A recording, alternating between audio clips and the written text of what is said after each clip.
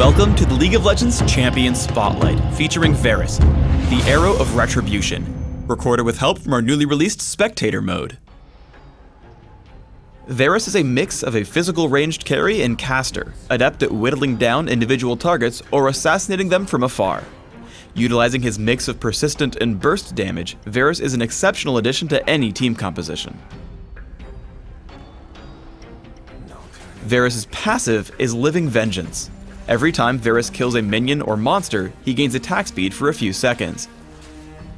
If he kills or assists in the kill of an enemy champion, he gains more attack speed for an even longer duration.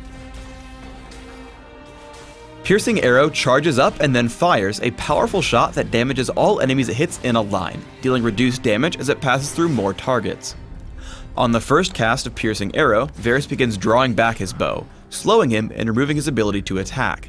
When cast a second time, he fires with bonus damage and bonus range based on how long he was channeling. If you use smart casting, holding down the button will begin the charge and letting go will fire. Silencing or stunning Varus will put the spell on cooldown without firing. If Varus waits too long to fire, the spell goes on cooldown and refunds part of the mana cost.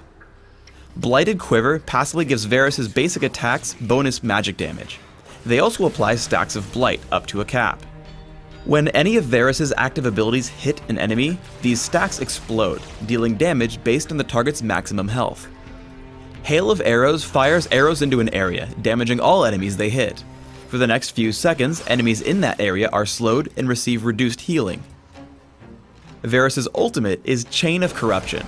Varus fires out a skill shot nuke that damages and roots the first enemy champion it hits. Immediately after, it attempts to spread to other nearby enemy champions, damaging and rooting them as well.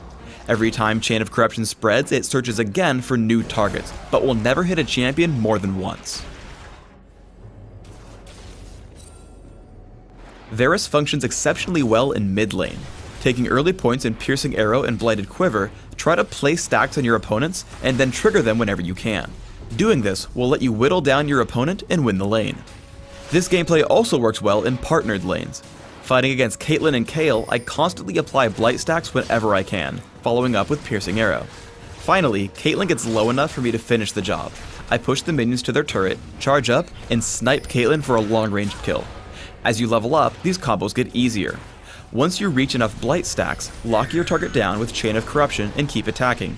Toss out Hail of Arrows for the slow as soon as the route ends, and finish off your target with a quickly fired Piercing Arrow. With proper vision, Piercing Arrow can steal important kills from your enemies. I walk across Rise trying to kill the Ancient Golem. After dropping a Sight Ward in the brush, I back off and charge Piercing Arrow. Once I see him start to burst it down for the kill, I shoot off the arrow, stealing away the golem completely out of range for a counterattack. Flash plus Chain of Corruption lets you pick off running enemies. Basic attacks followed by Piercing Arrow pick up a quick kill. Varus is exceptionally fast at killing Baron Nashor or the dragon. Fire Piercing Arrow immediately after getting 3 Blight stacks. If you time it right, Hail of Arrows can actually trigger 4 stacks. Launch it after reaching 3 and land a basic attack while it's falling. Hail of Arrows will constantly trigger Blight stacks as it hits an enemy, giving you a 4th. In the ensuing team fight, I resort to hitting the tanks first, but save Chain of Corruption until it can spread. Once Amumu gets pulled away, I target Udyr. I switch focus to him and the corruption spreads to Rise and then the enemy Varus. We take down 4 enemy champions in sequence with no hope for any of them to escape. Varus' long range makes him great at defending capture points in Dominion. As Dr. Mundo and Alistair begin capturing the Boneyard, I charge up Piercing Arrow and interrupt them both. I walk out of range after they stop capturing, but once they turn back in, I head in again for Hail of Arrows. Again, they turn to fight me, so I retreat and charge another Piercing Arrow. Alistair starts another capture, and again I stop him. Fiora and I then enter in to stop them once more. Fiora falls, but I turn to Dr. Mundo, taking him down by stacking Blight and triggering Piercing Arrow.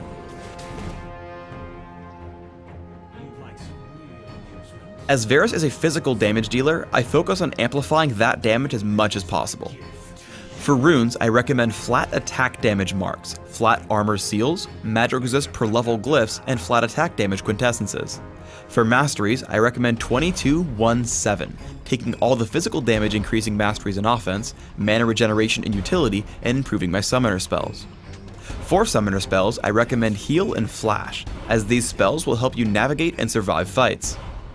On Summoner's Rift, I recommend opening with Boots of Speed and 3 health potions, following up with a couple of Doran's Blades, Berserker's Greaves, and a Vampiric Scepter.